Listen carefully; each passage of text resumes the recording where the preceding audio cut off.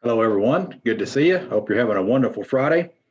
Before we begin our Bible trivia, let me ask you a question. Where do you learn how to make ice cream?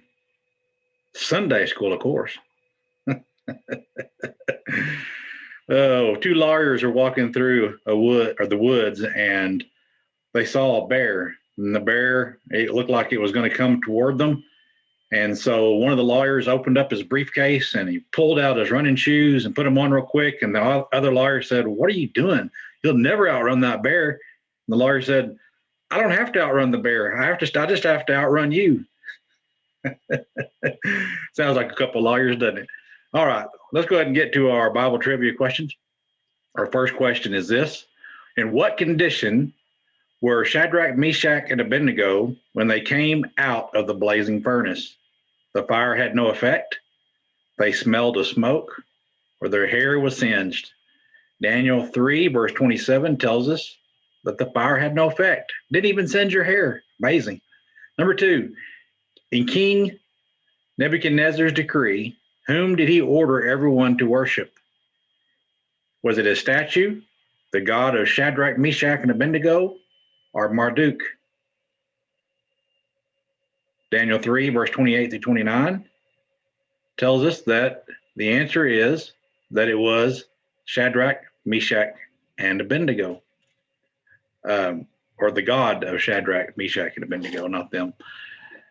Number 3, what would happen to anyone who didn't worship the god of Shadrach, Meshach, and Abednego? Put into the blazing furnace, fed to lions, torn limb from limb. Daniel 3, verse 29 tells us that they be torn limb from limb. Number 4, what appeared in Nebuchadnezzar's second dream? Cattle, a storm, or a tree? Daniel 4, verse number 10 tells us the answer is a tree. Number 5, what did the tree in the dream represent? Was it a rival nation, Nebuchadnezzar, or Nebuchadnezzar's successor? Daniel 4, verse 20 through 29 tells us that it was Nebuchadnezzar. Okay, here's your bonus question.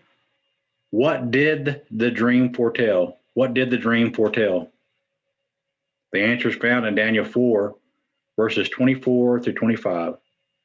Nebuchadnezzar would live like an animal for 7 long years. All right, let's move on to our next set of questions. All right, question number 1. How did God respond when he saw how repentant the people of Nineveh were? He relented, he remained angry, or he was unmoved? Jonah 3, verse number 10 tells us that he relented. What was Jonah's response to God showing mercy to the people? He was glad, he was relieved, or he was angry? Jonah 4, verse number 1 tells us that he was angry. Number 3, while Jonah was sitting and waiting for the destruction of Nineveh, what did God cause to grow near him? A plant, a palm tree, or a stalk of wheat? Jonah 4, verses 5 through 6 tells us that it was a plant. What destroyed the plant? Was it a storm, a worm, or the hot sun? Jonah 4, verse number 7 tells us that it was a worm. Number 5, what did God send to Jonah after the plant had withered and died?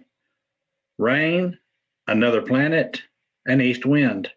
Jonah 4, verse number 8 tells us that it was an east wind. All right, here's your final bonus question.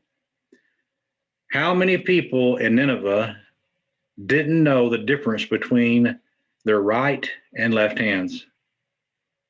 How many people in Nineveh didn't know the difference between their right and left hands?